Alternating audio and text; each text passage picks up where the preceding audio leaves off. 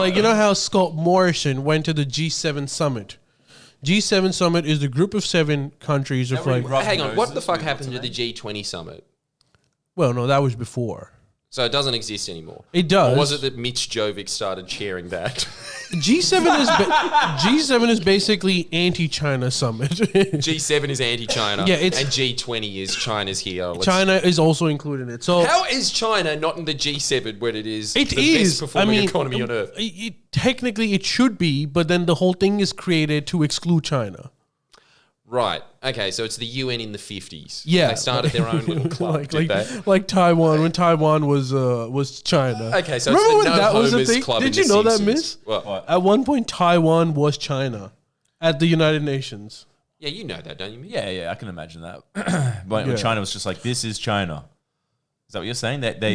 Taiwan is China. China is not actually China. Yeah. No, I know. Anyways, but like G7 is Canada, France, Germany, Italy, Japan, UK, US, and the European Union. Okay, know it's a joke when Italy's there. Yeah.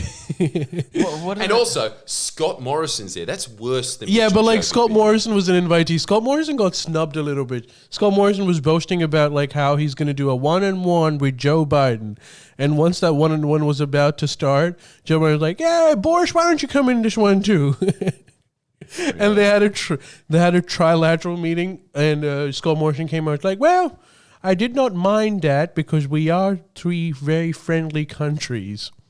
But he's an invitee. He's not, like we're not even technically part of the G7. But really, he's as pissed off as Richard Branson is that Bezos is going into space first. But here's the substantive aspect of it. So the one thing that they all agreed on was an alternative to the One Belt and Road Initiative. What is it? 2 belts. two belts. I guess Elastic Pants Initiative. I guess what they're saying is everyone gets maple syrup. Justin Trudeau said it. It's fine. I'll bring some over to you. By the way, Miss Love, I want to take your hot takes on that terrorist attack in Canada. Oh, wait, was that what the guy drove? Is that what you're talking about? He like mowed down a family or something? Yeah.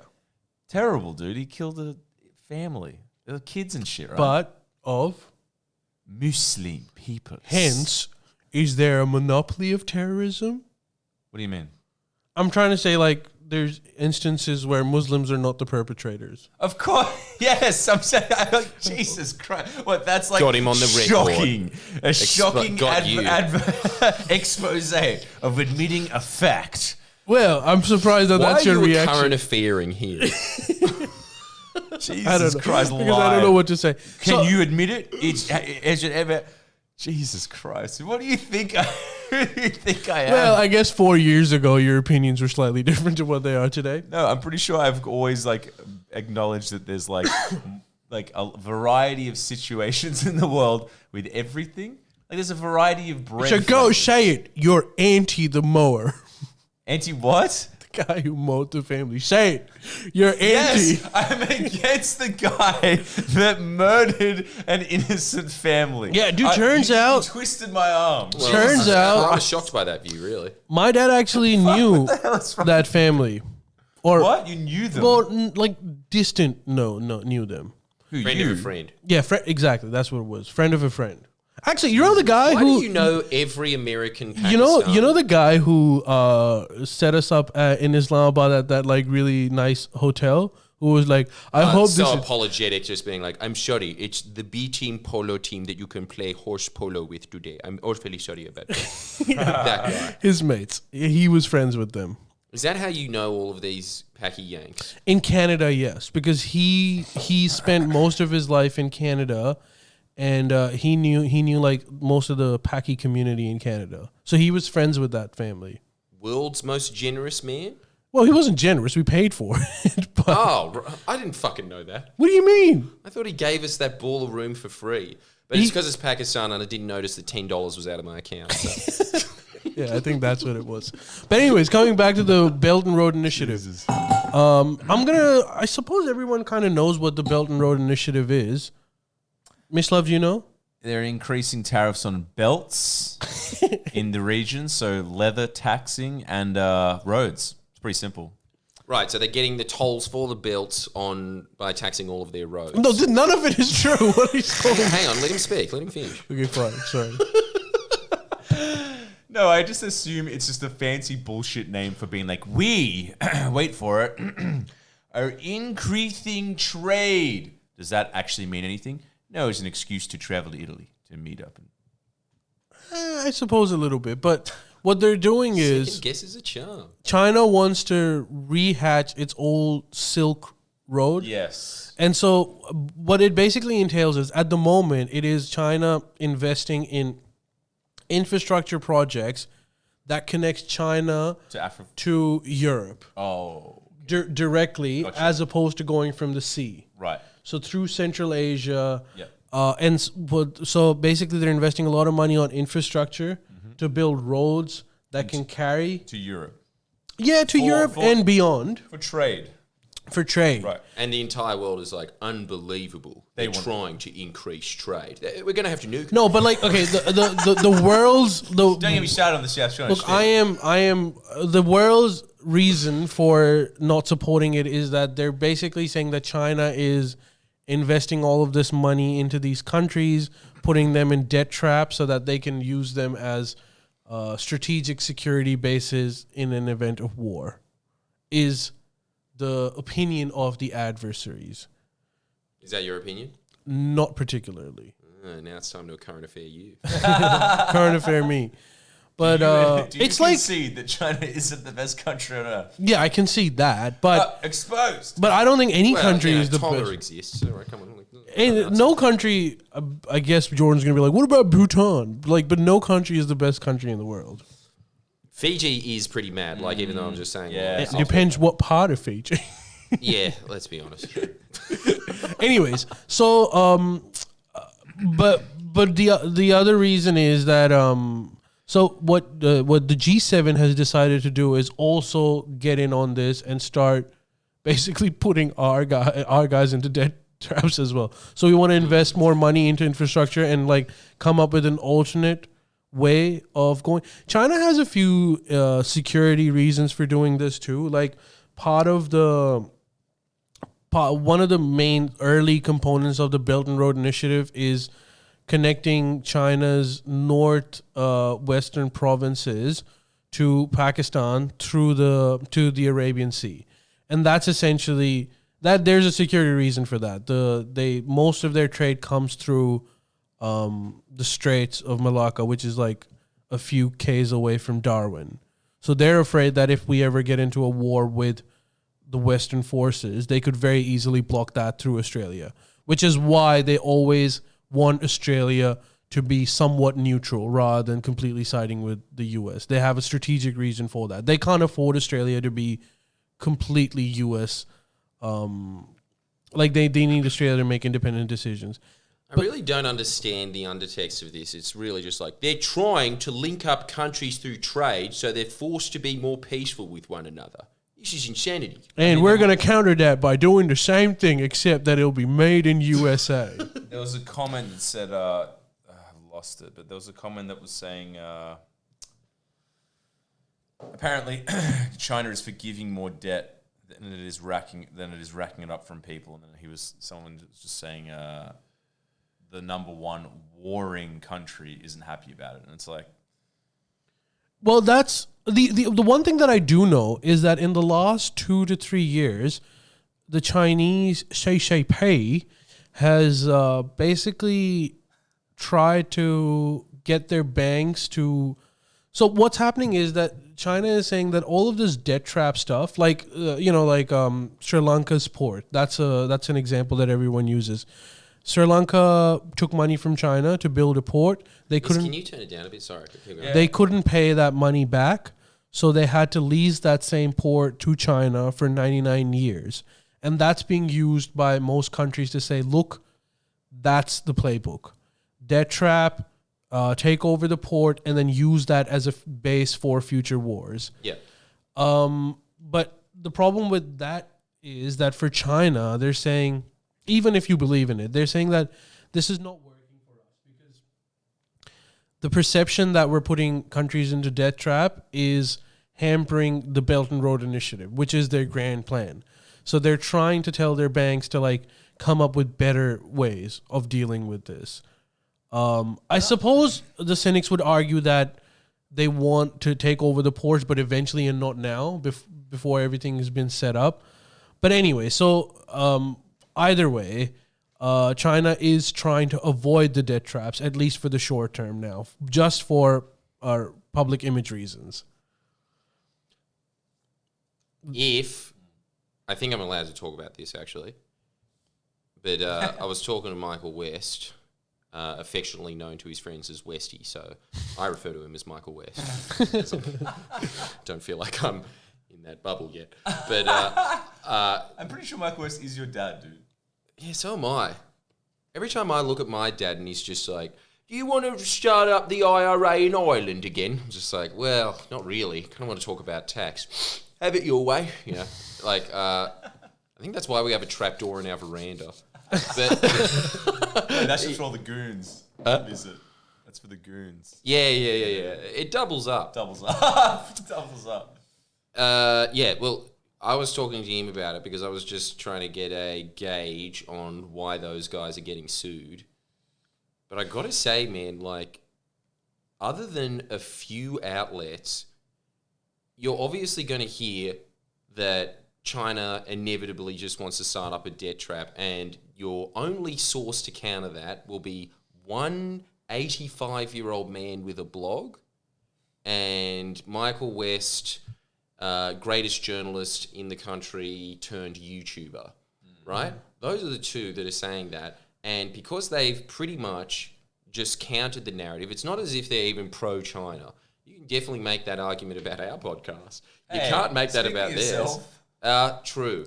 Ali's very anti-China. You, on the other hand, I think you're a commie. But Yeah, that's right. I guess the way it goes, you're anti-China, you're neutral, and I suppose, but I'm not even pro-China. I think I'm kind of just Mark Lathamy about it. It's just because everyone's so anti-China. Yeah. Like, you know what? Fuck you. Like, I'm making the case because I'm sick of just hearing the same points getting trotted out by our government. And the thing that they are doing now, which is just amazing, is like Michael West really just pointed out. He's like, look at it. Look at every other outlet in the country. Really what they're trying to push is this: we need to go to war with them. Oh, what a genius idea. Going to war with China. So they're just really saying, how about we don't do that? And then, I can't say who, but somebody is funding a bunch of defamation suits against them, saying like, outrageous. It just has to be. So there needs to be this total uniform narrative that China is debt trapping all these nations and secretly plotting a nuclear holocaust. And anything other than that is unacceptable in this country. And spreading COVID. Well, but have you noticed that jury's not out in that one. when we got into a lot of I have noticed one thing though. There are more voices now that are lobbying a pro-peace position. Like, you now notice that there's a few Labour Party MPs that are saying that the Liberal Party's policy on antagonizing China is not in our national interest. Obviously, actually, Fitzgibbon was really early on that one. The Craig Kelly of the Labor Party that everyone hates. He was initially saying that from the get-go, and saying that it is really... He predicted exactly what would happen when we started getting really gung-ho with China, that they would just put on a bunch of trade tariffs on us. He said exactly this stuff. Yeah. It was like Alex Jones predicting 9/11.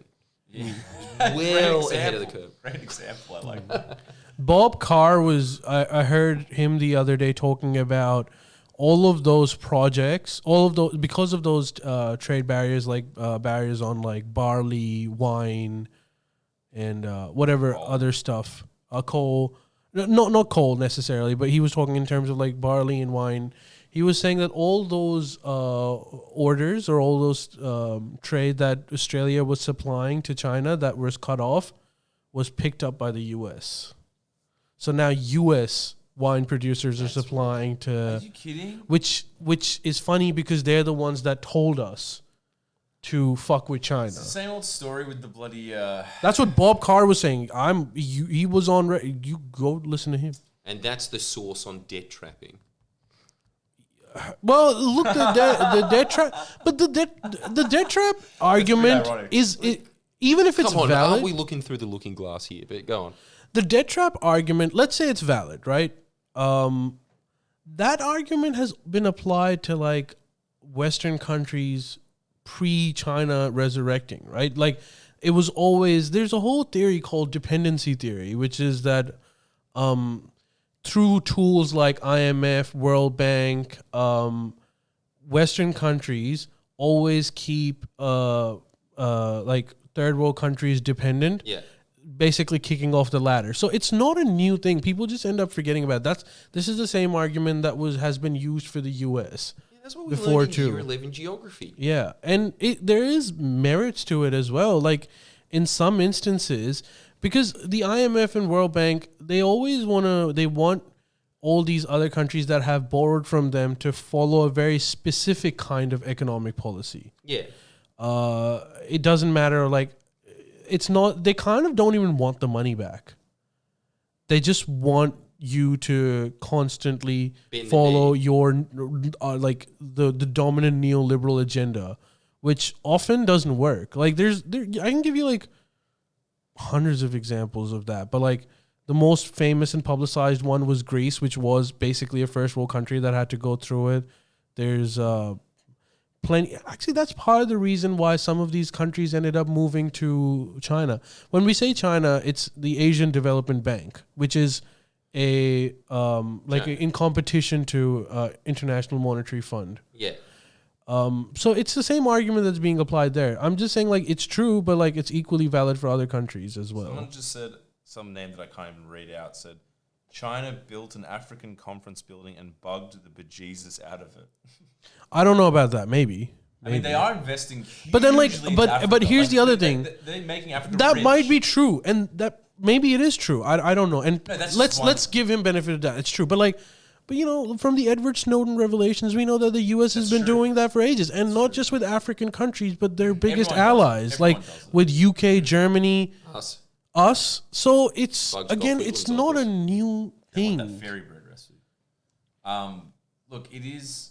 You know too much. But it is interesting their expansion into Africa. That Africa loves it because Africa is the new frontier, which is funny because it's been discovered it's the old frontier, but it's the new frontier. Sure. Well, actually, I suppose the old frontier is them trying to build up that the Beltway initiative because I think it will also be a lot more successful now that Parthia doesn't exist anymore. What's that? It was just exactly what you were talking about. The fact that between Europe and China, there was trade, but it always had to go through the Parthian Empire that didn't really have anything. The only thing that it really had was just being a middleman, just the ancient world's real estate agent. June.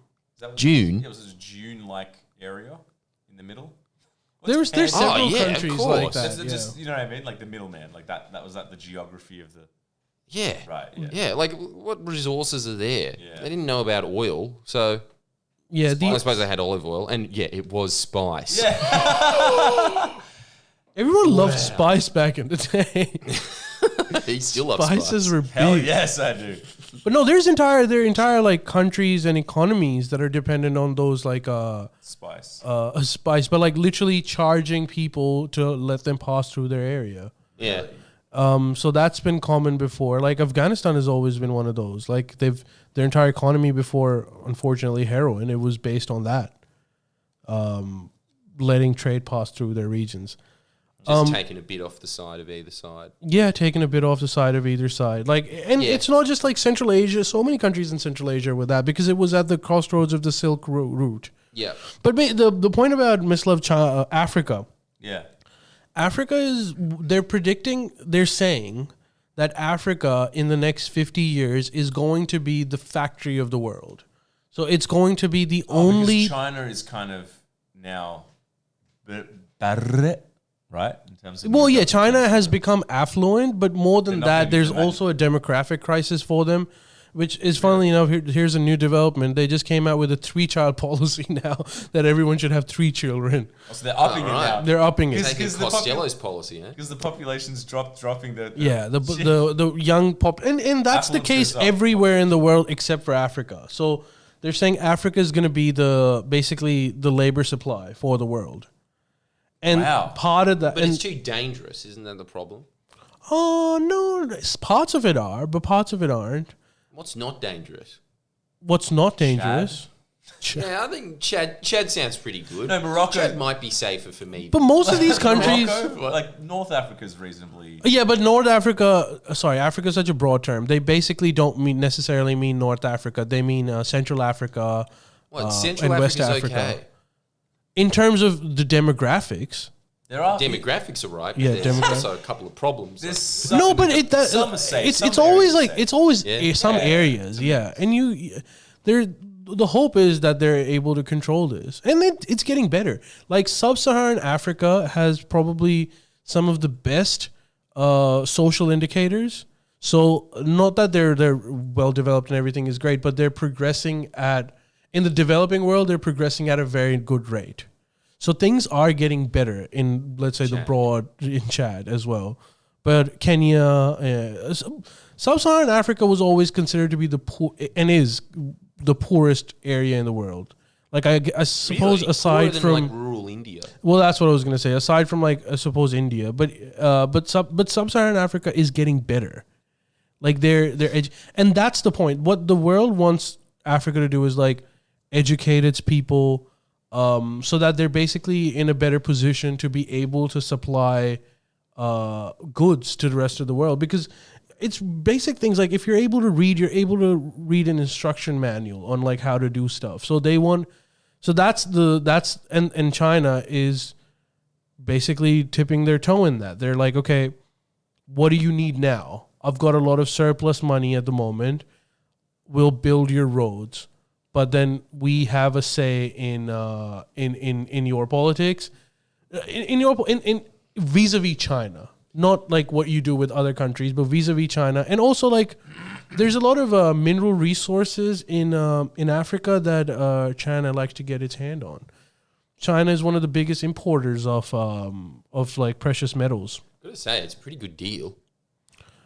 Yeah, I think for like from a developing country's perspective, they should just like value what, like, let's say you're Papua New Guinea, right? And China is trying to invest money, and Australia is getting freaked out by that, saying like, no, this is our backyard. We can't let Papua New Guinea side with China. So then they're willing to invest money. So if you're Papua New Guinea, you go like, all right, bitch, let's see who's got the best deal here. Yeah. So I think that's what they need to be doing, really. In a way, exploit this situation.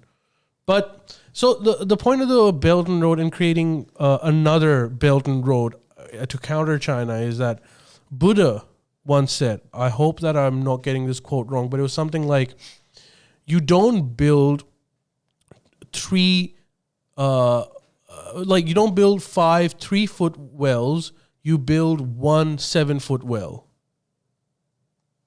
Meaning that you don't necessarily need another Belt and Road initiative. You just need to work collaboratively. Because if our agenda is to increase trade, make sure that these countries are able to, like, I don't know, better sustain their populations, have a stable supply and labor force, because it benefits us. Also, then they buy our stuff too.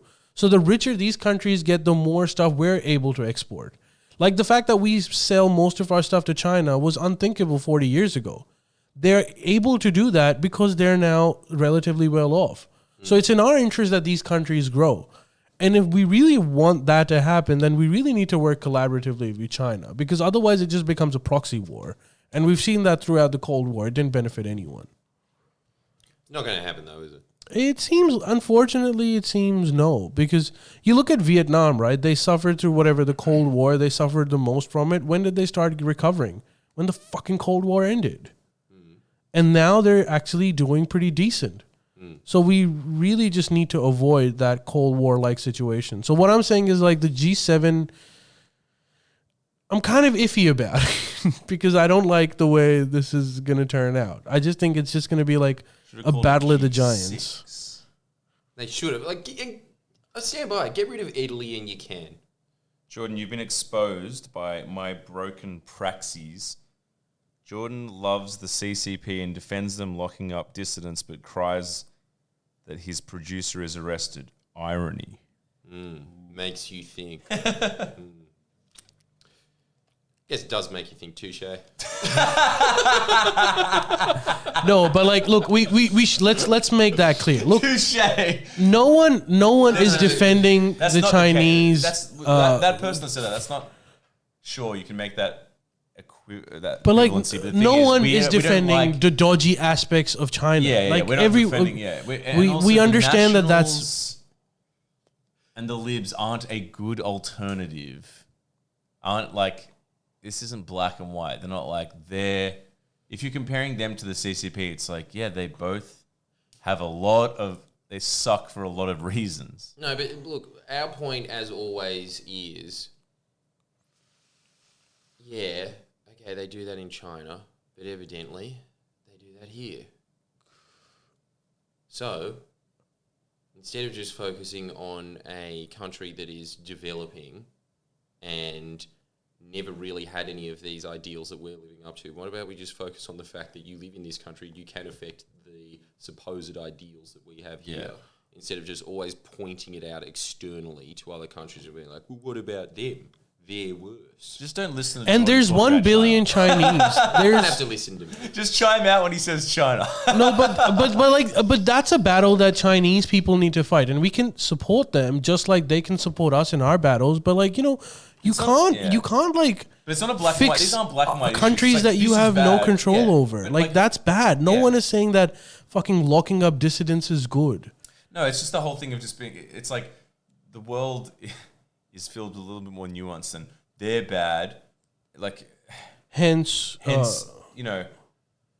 no one is pro locking up people unjustly. It's just that China is a different. You can't. It's not exactly comparing. It's not the identical society to ours. There's some differences. It's not that they're better or worse or whatever. and that's bad. This is shit to put in long essays to, stifling. And also the other thing I think that I'm always focusing on as well is the big picture of it, right? Which is that You also use hyperbole, and you are. You don't know. I don't know if you guys know this. He's a comedian, so he Come jokes. see my live show. He jokes sometimes. Sometimes. Yeah. Come see his show. But yeah, the other thing I think is like, look, the thing that we're always pointing out about China is irrefutably progress is going up. You look at all of their metrics, it's going this way. Our government is making all of our metrics go this way, and on top of that, locks up dissidents. Where's the upside? They love God. There's the upshot, I suppose. And China doesn't. You would expect that from a man that is hiding his little Christian necklace. It's not hiding. I'm keeping it close to my heart. No, that's true. Is that is that like a wearing a garlic necklace for us too? Just keep the commies away. Yeah, that's right. Keep all the commies abreast. It's like in Constantine where he's like, They're saying, I love China. They're saying talk about China's declining population. We did. We just talk did. about it. Yeah, We said their population's declining. Yeah, what are you going And to they're do? trying to boost it up again. There's a correlation between when your Which affluence probably goes wouldn't up, work, population too. goes down. It probably wouldn't work. Well, it works the other way. Why won't it work? Nah, it won't work. Because like Affluence the goes other up, way population you goes can't down. you That's how can it goes. force people not to have kids, but you can't force people to have kids. Yeah. You can't? Who wants to have Well, kids how do you when do can it? watch Netflix, dude? And eat Maccas. And also, China is urbanizing a lot. This is the other thing. A lot of it doesn't depend on government decisions. This is where China should probably learn a few things too. Like, it doesn't depend on what your government fucking policy is. It depends on social conditions. Like, if your country is rapidly urbanizing and moving to the city centers, you're not going to have a population growth. You're going to have a population decline. And it's not specific to China. That's all over the world. There's a reason why Africa's population is growing as opposed to Sweden, So that's just something that China has to deal with. But that's also something that all of us have to deal with. Like, we're able to maintain some sort of population growth because of immigration, which is also declining now. So it's a COVID hoo-ha. Actually, I heard someone talking about this, and What? isn't this amazing? What? As soon as this country's oligarchs don't have access to cheap labour from immigrants, all of a sudden they're pushing for higher wages. Doesn't that say everything you need to know? Yeah. It's just like, dude, all of the ideas that you get constantly of good immigration is great because then you can have more Lebanese restaurants. You sure 7 in Surrey Hills isn't enough? No, let's go for 20. You know, like those arguments are there pretty much because they want access to labour forces that don't really know what overtime is. You know, but as soon as they don't have access to that, it's not like all of a sudden it's not this thing of like, you know, there are other ways to boost economic growth than to just keep dumping people into Sydney's West. Give me that. I'll give you that. I'll give you that too. Like such as giving us livable wages. Yeah, that helps. Robots. That helps. And this is a point that like Yanis Varoufakis makes, that freedom of movement is great and everyone should appreciate it, but it really doesn't work well when you've got countries with differing economic standard, because what ends up happening is that you've got populations moving from the deficit countries to the surplus countries. So the only way freedom of movement works well, the way we want it to work, is that it fills the labor shortages where it's required, is making sure that the countries that have freedom of movement amongst each other are at a relatively similar economic standing, which is why like the whole the Eurozone freedom of movement kind of collapsed, because it works well when it's between like Germany and England, but it doesn't work too well when it's also between like Slovakia and England. Because people move from Slovakia to England, and no one from England moves to Slovakia. So there, hey, if you're dodging tax, immigration is good, but then there is an argument that by an oversupply of really, and I've seen this, man. Like I know my mom was talking about the other day. She was like, "Oh, you can't get like good labor for as like maids and stuff because they've canceled, like they've stopped immigration." Jesus. So your mum has a chair on the immigration council. What? So she's like, "This is kind of fucked up." But I was explaining to my mom, but you know, mom, what's really fucked up? Like fresh off the boats, working for pennies. Like we're poor. We should not have maids. Like Wait, she wants a maid. She wants like, you know, like people like once a week kind of maid, and the prices have gone up because immigrants have like really. Damn, dwindled. that's sick. I didn't know you could get Ali's maids mum, here. Job creator. You can get maids in Australia. You can, but like You have a maid. We have a cleaner. Oh yeah. Oh that's yeah, right. cleaner. Yeah, Sorry, I meant jobs. cleaners. Sorry. I didn't mean like a maid. Oh, okay. Cleaner. Damn, I was gonna say. What a maid. You can still get them, but you've got to pay them more money now, which I think is fair. But having like Not Cho. Cho's always been honest with us. How much does Cho charge? I have no idea. My mum pays it. Ah, okay. But the point So is, you could be charging $1,000 a clean. nah. She. I don't know what she charges, but like, she's very nice, and she brings us spring rolls. Continue, Ali. no, that was pretty much it. Like, I'm just explaining that how the cleaning situation is pretty abysmal at the moment. Yes. It's not just coders. That is troubling. That is very. Keep an eye on that. Have you noticed the difference as well? Do you go home now, you open the door and like 3 chickens run out? No, we don't. It's not crisis mode yet. We just clean ourselves. Oh shit! Unfortunately, Shock horror. That's Shock horror. That's where it's gotten down to. But we never had heaps. Like my mom would sometimes get cleaners, and now she doesn't even do that because it's too expensive. Dude, they're It's a ripping sad it. thought though. You shouldn't be cleaning. You should just be sitting in your electronic massage chair. That electronic That's what you're massage chair designed is to do. boss though. Oh, it's amazing. It's insane. My mom has never spent that amount of money. I contributed great to that investment. chair too. What? What did you do? It was for You chose it out. $5,000 that chair, Shit. and I contributed $1,000. I contributed $1,000. That must be a good chair, man. Well, I'm gonna be honest. Hey, to bring, It's worth maybe $4,000. Right. Still pretty good. Okay. Yeah. to bring it full circle, they were selling those at Aldi for like a cool 150. No, Yeah, I but looked those at are them. shit. They're not electronic. Oh, they're not? Well, you have No, to they're do it just lazy yourself. boys. Ah, they're just lazy boys. Fuck. Okay, my bad. I think that I was still sort of being like, well, a lazy boy's still good, but it's not one of those ones you sit in the fucking airport where you're just like, like. He has one That's- that is better than that. That's fucking. I weird. swear that in theirs, the reason why it costs $5,000 is it's not even electronic. There is just a large Fijian masseuse in there from one of those resorts that just hides in there. I'm proud for everyone, proud for everyone. I'm proud forever. Baby, don't say never.